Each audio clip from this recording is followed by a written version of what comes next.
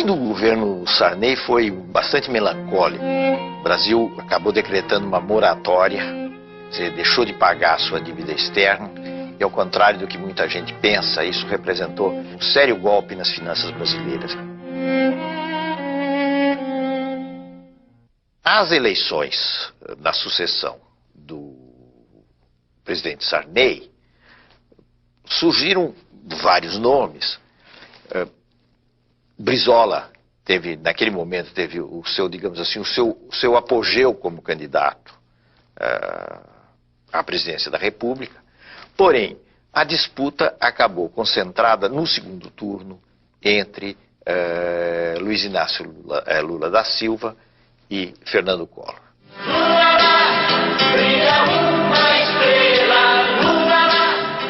Lula era uma figura que vinha do movimento da luta dos trabalhadores do ABC, um importante líder sindical, ganharam um prestígio muito grande e, tendo como instrumento o PT, o seu partido, o Partido dos Trabalhadores, chegou a ter uma dimensão nacional que àquela altura era bem maior do que o próprio partido.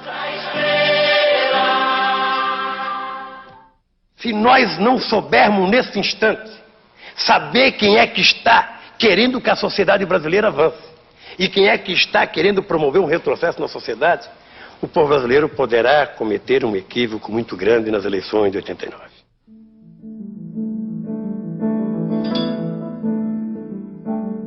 O Collor era uma figura que vinha, primeiro, de um estado pequeno, vinha de Alagoas. Segundo, não tinha nenhuma máquina partidária que o apoiasse. Em terceiro lugar, ele usava o marketing e usava certos temas de moralização com muita eficácia. Foi o caso da campanha contra os marajás, que iludiu muita gente, porque ele se apresentava como alguém que ia combater os altos vencimentos de um determinado setor do funcionalismo público. Eu confio no Brasil. Eu confio no futuro que está reservado à nossa pátria. Com trabalho, com experiência administrativa como eu tenho, com coragem, com determinação política e no exercício da autoridade de presidente da República, nós haveremos, com a ajuda de todos aqueles que desejarem se incorporar nesse processo, de construir um Brasil novo, de construir um Brasil melhor, de construir um Brasil de que se orgulhem todos os seus filhos. Boa noite, minha gente. Esse foi um embate muito renhido e, como nós sabemos, o Collor acabou se elegendo presidente da República. A posse, em 15 de março de 1990, foi um luxo, reunindo representantes de várias partes do mundo e enchendo de esperanças os corações de milhões de brasileiros. Aos fiscalizados, aos descalços, àqueles que querem justiça social no país para poder viver dignamente. Todo mundo dizia que ele vai fazer alguma coisa com a economia, porque havia um desarranjo geral, a inflação estava num nível absolutamente insuportável, era preciso fazer alguma coisa. E Collor dizia, eu tenho uma bala só do combate à inflação. E o que ele tentou no plano econômico, hoje nós sabemos, foi uma medida de uma ousadia imensa, que foi o sequestro, ou se quiserem, para ser mais benévolo, o congelamento dos depósitos bancários, na prática, não é? E, inclusive, abrangendo poupança, outras formas de rendimento, etc.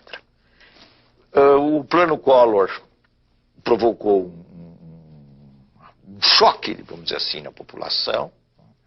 Houve realmente uma queda pronunciada da inflação, mas essa espécie de plano milagroso, ao longo do tempo, foi se revelando muito menos milagroso e conduzindo o país às dificuldades econômicas. Primeiro, a uma recessão.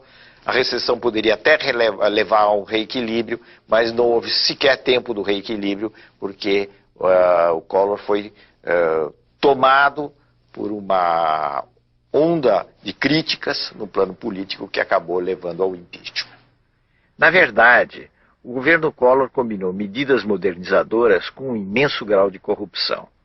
O escândalo da corrupção gerou um movimento formado principalmente por jovens de classe média, exigindo o impeachment do presidente, afinal aprovado pelo Congresso.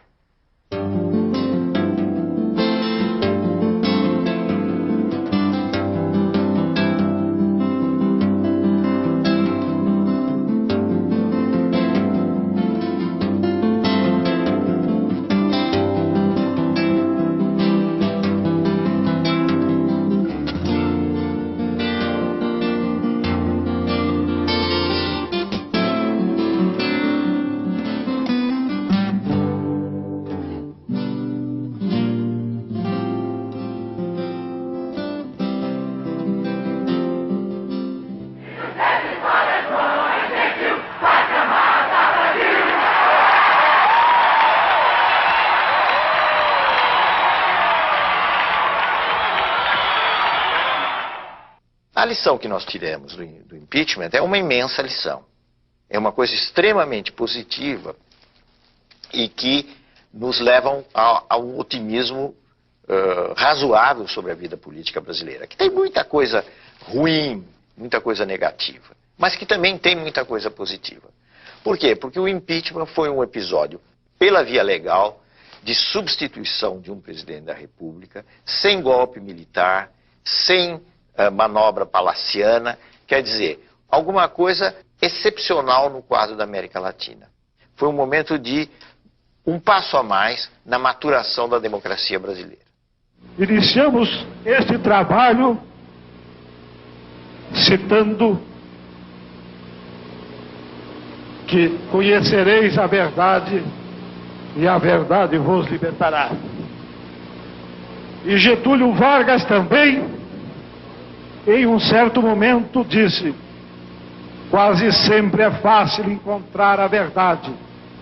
Difícil é, uma vez encontrada, não fugir dela.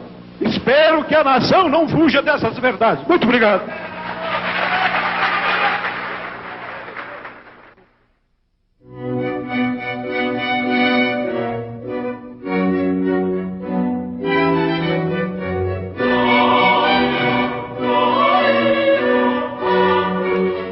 No plano mundial, um dos acontecimentos mais importantes e que se reflete em todos os países, portanto no Brasil também, foi a crise da União Soviética e o fim da União Soviética.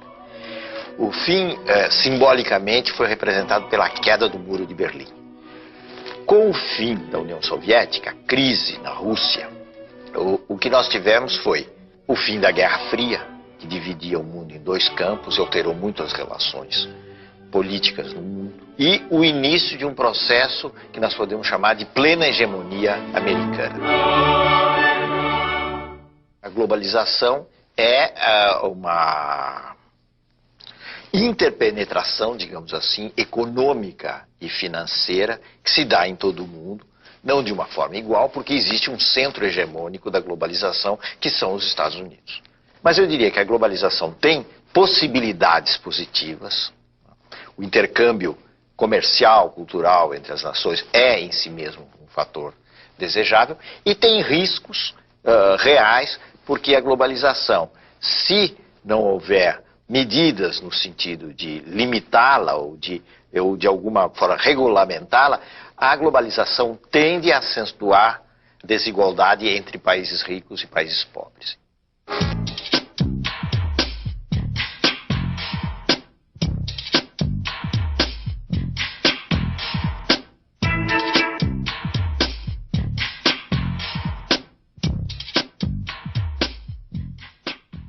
São as surpresas, os paradoxos da vida política que levaram Itamar Franco ao poder, como tinham levado Sarney ao poder.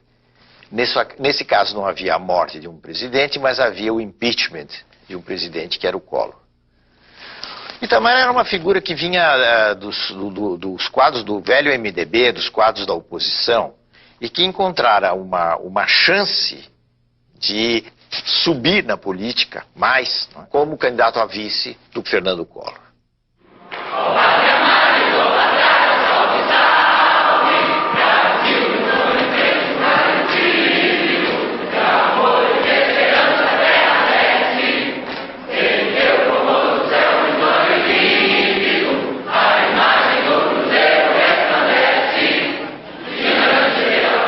Compromisso do Presidente da República. Prometo manter, defender e cumprir a Constituição, observar as leis, promover o bem geral do povo brasileiro, sustentar a união, a integridade e a independência do Brasil.